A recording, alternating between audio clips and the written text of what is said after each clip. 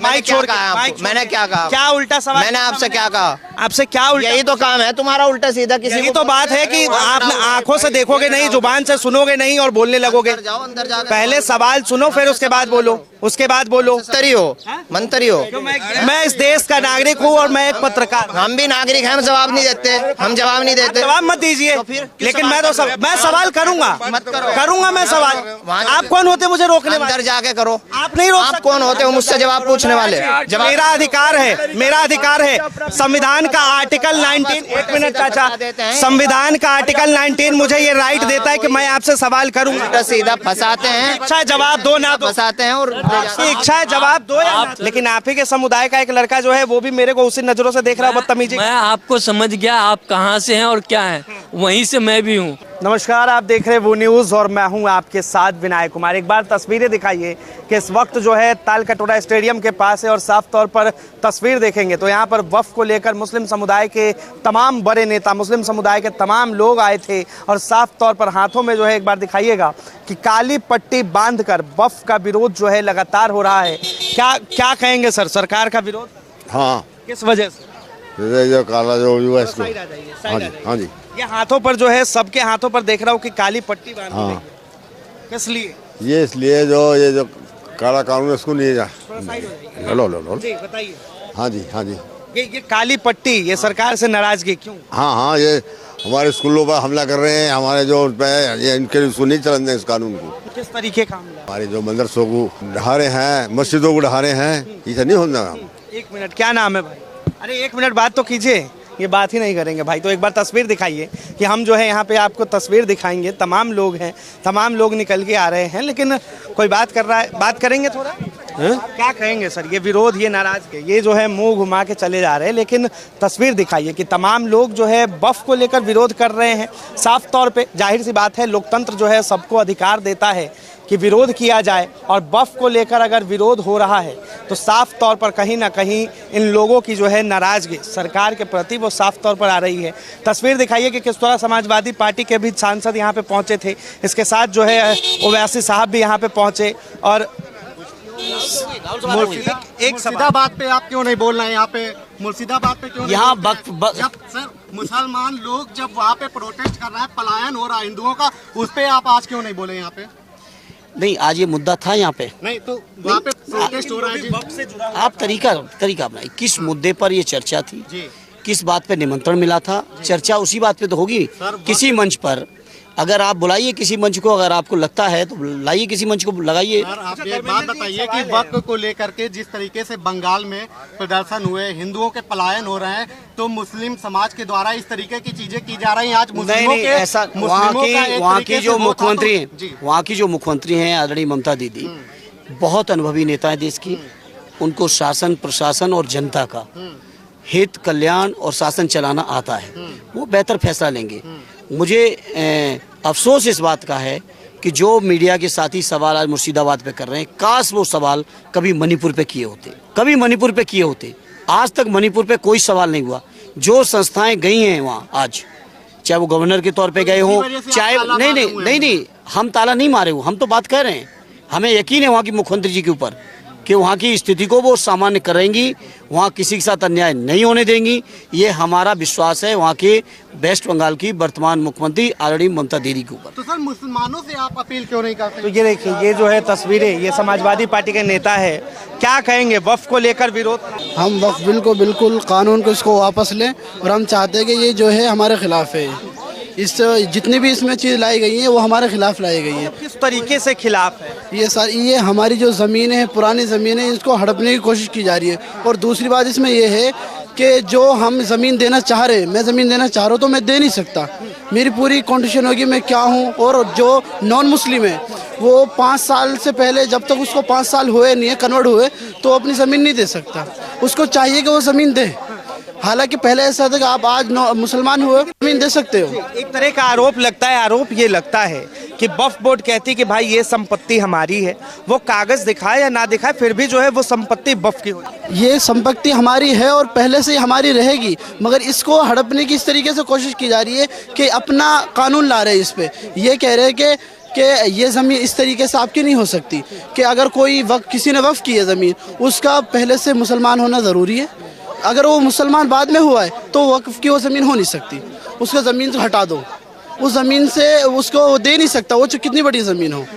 ये जब दे सकता है ज़मीन जब उसकी प्रॉपरली ज़मीन हो और दूसरा वो पहले से मुसलमान हो। वक्फ पे ये भी आरोप लगता है कि भाई जो विधवा महिलाएं हैं, बच्चे हैं, पसमानदा समुदाय के मुस्लिम हैं, उनको तो इसका फ़ायदा नहीं दिखता।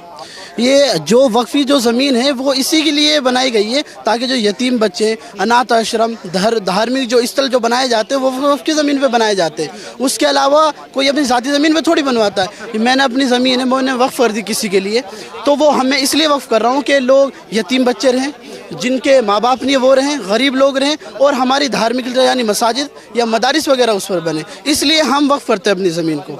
हम जैसे गांव में मिसाल तो हमने कोई खेत वक्फ किया, वो कब्रिस्तान के लिए किया है, कब्रिस्तान के लिए कि उसमें क्या है कि हम दफनाएं अपने मुर्दों को दफनाएं। अगर हमें उससे रोका जाएगा तो हम कहाँ दफनाएंगे अपने मुर्दों को? हमें रोका जा रहा है, आप मत करो वक्फ, उसके लिए रोका जा रहा है। सरकार कह रही है ये फैसला जो आया है, ये कानून जो आया है, ये तो कहीं ना कहीं मुस्लिम समुदाय के हितों में है। ये इसलिए कहा जा रहा है ताकि हम इसका विरोध ना करें, ताकि हमारे जो समझते नहीं है इस चीज़ को वो इसका विरोध ना करें, वो इससे दूर चले जाएं, इसलिए भटकाया जा रहा है। हालांकि हमारे खिलाफ है ये। अभी हमारे कहा जा रहा है कि तुम्हें कोई नुकसान नहीं है, आगे चल के हमें ऐसा नुकसान होगा कि हमारी ये ज़मीन बचेगी नहीं। जो हमारे बुजुर्ग इसको वक्फ करके गए वो भी ख़त्म हो जाएगी। एक बात बताइए, वक्फ से जो है लड़ाई मुस्लिमों की जो है वो सरकार के खिलाफ है, विरोध सरकार के खिलाफ है या देश में हिंदुओं के? देखो, हमारी सरकार से लड़ाई, हमारी हिंदुओं से लड़ाई नहीं है। हिंदू हमारे साथ है। खुद पार्लियामेंट में आप देखेंगे कितने जो MLA नेता वगैरह हमारे साथ है, वो हिंदू हैं, वो हमारे साथ है। हम उनसे लड़ाई नहीं कर सकते। हमारी लड़ाई सरकार से, हम सरकार से लड़ाई करेंगे और हम चाहते हैं कि ये वक्फ का बिल वो वापस ले। हम इसको नहीं चाहते। जैसा हमारा मुर्शिदाबाद के अंदर पलायन हुआ, उसको लेकर आप? मैं कहना चाहता हूँ जैसे वक्फ की जो ज़मीन है, ये जिस तरीके से कानून चलता आ रहा है ये इस तरीके से, इसमें कोई हम तब्दीली नहीं चाहते। हमारा साफ सीधा जवाब ये है। नहीं चाहते, उसके प्रति जो है आप लोग नाराजगी जता रहे हैं। और मुर्शिदाबाद में जो मुझे अब निकलना है कि मैं नमाज पढ़ाने जाऊँगा, उसके बारे में कुछ नहीं बता सकता। लहराई गई, किसने लहराई? सड़कों पर जो है 7-8 हजार की भीड़ जमा हो। किसने देखा नहीं आपने? मैंने वो नहीं देखा। अगर मैं देखता तो मैं बताता। मैं सिर्फ अखबार अगर बोलना है तो सच दोनों तरफ से आप सच दोनों। अगर मैंने वो देखा होता तो मैं उसके बारे में जरूर आपको जानकारी देता, मगर मैंने वो नहीं देखा। सरकार ने गलत किया तो हम आपकी वो खबर दिखा रहे हैं, तो जो मुर्शिदाबाद में हुआ वो भी आपको बोलना पड़ेगा। वो मैंने नहीं देखा। अगर मैं देखता तो उसके खिलाफ, अगर उन्होंने किया है ऐसा किसी ने तो गलत किया, अगर किया है तो गलत किया है। अगर किसी ने मुस्लिम सजा मिलनी चाहिए, बिल्कुल जो सजा मिलनी चाहिए। अगर गलत किया है, ये प्रदूषण करने का एक तरीका बताया वक़्फ़ ने, वो तरीका क्या? आप एहतजाज करो, आप कानून को आवाज़ उठाओ और आप इसको ज़मीन के खिलाफ, आप जो जलसे हो रहे, इजलास हो रहे, उसमें आप जाएं और उसमें अपनी आवाज़ को उठाएं। आवाज़ उठाने की बात कही जा रही है, क्या कहेंगे सर, किस तरह से आप लोग सरकार के प्रति विरोध जता रहे हैं? भाई और लोगों से देख लो, बताइए, कुछ तो बताइए। बाबू हाथ जोड़ने जाओ यार, बोले लोगों से पूछो यार। आप ही बता दीजिए थोड़ा, क्या पूछे? किस तरह से ये वक्फ को लेकर नाराजगी है, क्या कर रहे हैं, क्या कह रहे हैं सरकार? तुम अंदर नहीं थे क्या? अंदर नहीं थे तुम? थे अंदर, वहाँ नहीं सुना क्या क्या क्या? क्यों बता देने में कोई समस्या है क्या? तुमने सुन लिया तो फिर क्यों बार बार बात दोहरा रहे हो? क्यों बार बार बात करो तमीज से, ठीक है? मुझे पता है तुम लोगों का काम है जो सिर्फ पता है आपको, सीधे बात सवाल पता क्या मैंने आपसे उठाते हो तुम? ऊपर वहाँ अंदर जाओ, वहाँ पे बड़े से मैंने क्या उल्टा सवाल करेंगे? क्या उल्टा? मैंने क्या कहा? माइक छोड़ कहा? मैंने क्या कहा? क्या उल्टा सवाल? मैंने आपसे क्या कहा? आपसे क्या उल्टा? यही तो काम है तुम्हारा, उल्टा सीधा। किसी यही तो बात है कि आप आंखों से देखोगे नहीं, जुबान से सुनोगे नहीं और बोलने लगोगे। पहले सवाल सुनो, फिर उसके बाद बोलो, उसके बाद बोलो। क्यों नहीं कर सकते? हम तुम्हें जवाब नहीं दे सकते। क्यों नहीं दे सकते? देंगे, नहीं देंगे। और मैं क्यों नहीं? मंत्री हो, मंत्री हो। मैं इस देश का नागरिक हूँ और मैं एक पत्रकार। हम भी नागरिक हैं, हम जवाब नहीं देते। हम जवाब नहीं देते। जवाब मत दीजिए, लेकिन मैं तो मैं सवाल करूंगा, करूंगा मैं सवाल। आप कौन होते मुझे रोकने वाले? अंदर जाके करो। आप नहीं रोक सकते। आप कौन होते हो मुझसे जवाब पूछने वाले? मेरा अधिकार है, मेरा अधिकार है। संविधान का आर्टिकल 19, एक मिनट चाचा, संविधान का आर्टिकल 19 मुझे ये राइट देता है कि मैं आपसे सवाल करूंगा। सीधा फंसाते हैं। इच्छा जवाब दो ना दो, फंसाते हैं और इच्छा है जवाब दो या ना दो। सर भाई सर क्या पूछे, इसका क्या सवाल है? मैंने सीधा सा इनसे पूछा कि सरकार के प्रति जो है ये काले पट्टी लगाकर आप लोग जो नाराजगी जता रहे हैं, क्यों? सर क्या काले क्या सुनिए मेरे साथ, एक मिनट देखिए, क्या हमें ये भी अधिकार नहीं है जो हम कानून के विरोध में आए? क्या अधिकार नहीं है हमें? आपको सवाल आपको अधिकार देता है, आप प्रोटेस्ट कीजिए। यही दिक्कत है आप लोगों का, आप उनके पास जाते हैं जिनको कुछ आता नहीं है, जिनको कुछ समझ में नहीं आता है, आप तो उनसे ही पूछते हैं ना। आप एक बात बताइए, जैसे आपको अधिकार है सवाल पूछने का, वैसे हमें भी तो फ्रीडम है या नहीं है? तो आप ये कैसे कह सकते किसी को भी? अब उनको नहीं अपना राइट। मैंने उन्हें कुछ नहीं बोला, उन्होंने बदतमीजी की, तू तड़ाके पर उतर गए। यही दिक्कत है। क्या यही बातें हैं बात करने की? यही दिक्कत है। मैंने सवाल पूछा, नहीं पता, आप मना कर दीजिए। आप मेरा माइक पकड़ के थोड़ी ना नीचे कर देंगे। उनको जो आप पूछना, यही एक मिनट सुनिए, अरे एक मिनट आप यही चीज समझिए। आप जो आज जो मुसलमानों का जो हाल है, ये जो एजुकेशन, आप यही बात तो आ रही है ना, जो आज लोग कह रहे हैं मदरसा मदरसा मदरसा। आज जहां देखो एक कम्युनिटी के अंदर मदरसा जो है ना, एक इस तरीके से नापा गया है। आप सच्चर कमेटी की रिपोर्ट आप पढ़ लीजिए, उसमें 1.5 से 2% बच्चे मुस्लिम जा रहे पढ़ने के लिए मदरसे में। क्या 1.5 से 2% बच्चे जो मदरसे में पढ़ रहे हैं उसकी तो फिक्र है? आपको जो 98% बच्चे जो मुस्लिम को जो नहीं पढ़ पा रहे हैं, जो स्कूल और कॉलेज में जा रहे हैं, जो उनके बच्चों का ठेकेदार कौन है? मदरसे का जो आदमी के दिमाग में भरा गया है, मदरसे में कितने % बच्चे जा रहे हैं पढ़ने के लिए? 1.5 से 2% बच्चे जा रहे हैं, यानी 98 बच्चे, 100 में 98 बच्चे जो है, उसका आज कौन जिम्मेदार है? क्या गवर्नमेंट उसकी जिम्मेदारी लेगी? क्या मुसलमान इलाकों में स्कूल और कॉलेज खोले जाएंगे? जब मुसलमान इलाके में स्कूल और कॉलेज खोले जाएंगे तभी तो अवेयरनेस आएगा। आप ये आपका जिस्म है, एक जिस्म के अंदर आपका एक हाथ कमजोर है, तो ये क्या आपके पूरे जिस्म पे नहीं पड़ेगा? इसी तरह देश के अंदर मुसलमान है, अगर एक वर्ग के लोग अगर कमजोर है तो आपको उसको उठाना पड़ेगा आगे। क्या मुसलमान थोड़े हैं? आप कहाँ ले जाएंगे मुसलमान को? 20 करोड़ है, आप कहाँ ले जाएंगे भाई? उसकी रोजी रोटी, शिक्षा का तो गवर्नमेंट को ही सोचना पड़ेगा ना, कौन सोचेगा? आप एक बात बताइए, जो हमें समझ में नहीं आ रहा कानून, तो आप हमें समझाएंगे ना कानून? क्या हमें इतना भी हक और अधिकार नहीं है जो हम अपनी बात को रख सके? हर आदमी का हक अधिकार है।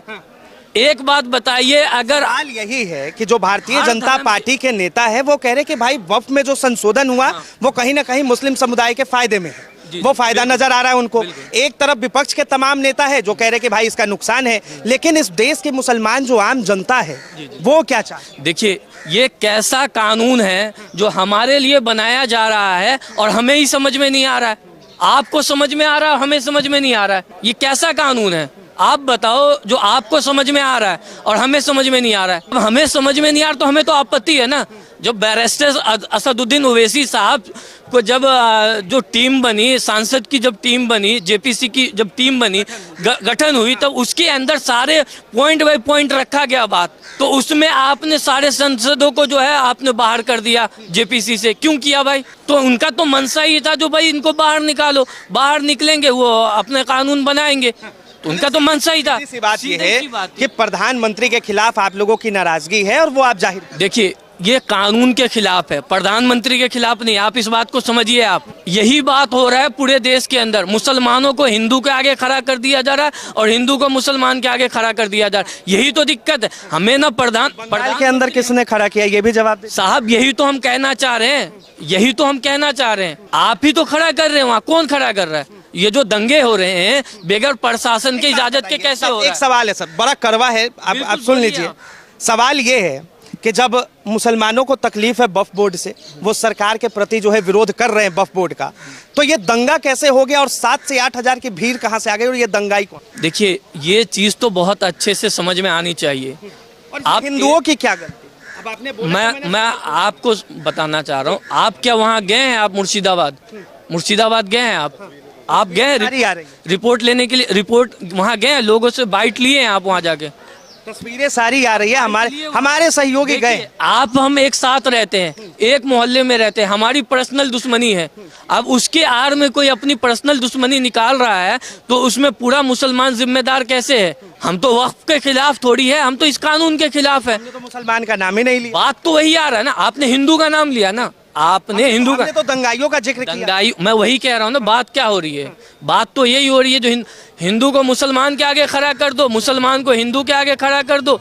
मैं तो मूलभूत जो हमारा सुविधा है हम तो उसकी बात कर रहे हैं, जो फंडामेंटल हम उसकी बात कर रहे हैं। भाई जो सुविधा एक हर आदमी, एक जो नीचे दबे कुचले को मिलना चाहिए वो मिलना चाहिए। भाई हमारे लिए स्कूल खोलो, कॉलेज खोलो। प्रधानमंत्री कह रहे थे कि क्या पासमानदा समुदाय के जो लोग हैं उन्हें वक्फ के जमीनों का फायदा मिल रहा है? जो विधवा महिलाएं हैं, जो बच्चे हैं, अनाथ बच्चे हैं, क्या उनको वक्फ के जमीन का फायदा मिल रहा है? एक बात बताइए आप, वक्फ की जो जमीनें हैं वो किस किस यूज में आ रही है आपको पता है? देश के अंदर जितने भी ईदगाहें हैं वो वक्फ के अंदर है, जितनी भी कब्रिस्तान है वो वक्फ के अंदर है, जितनी भी मस्जिद है वो वक्फ के अंदर है। अब देश को तो ये बताया जा रहा है, समझाया जा रहा है, तो भाई इतनी जमीनें हैं, आप देखो ना यूज में कितना है, यूज में कितना नहीं है। अब कोई कब्जा कर रखा है वक्फ की जमीनों को, तो भाई वो कब्जा को छुड़ाएगा कौन? वो तो गवर्नमेंट को। आप उसी के अंदर डीएम और एसडीएम को आप शामिल कर रहे हैं, एडीएम को शामिल कर रहे हैं। क्यों कर रहे हैं भाई? जब सारी चीजें आप चाहते हैं कि ये शामिल नहीं किया जाए? इसमें कई सारी पॉइंट है जो ओवैसी साहब ने बिल्कुल खास करके बिल्कुल रखा है। हम ये चाहते हैं जो पॉइंट पे बात रखी गई है उस पे हमें पूरा क्लैरिटी मिले, ठीक है ना? मुसलमान, देखिए आपको समझना चाहिए, मैं आज भी यही बात बता रहा हूँ, हमारे मुस्लिम समाज के अंदर जो आज इतना पीछे है उसके अंदर तालीम की कमी है। हम तालीम 2% बच्चे की बात होती है, हर जगह मदरसे की बात होती है, लेकिन मदरसे में जा कितने रहे बच्चे? 2% बच्चे जा रहे हैं तो सबके पेट में दर्द हो रहा है जो ये मदरसा जिहाद कर रहे हैं जी।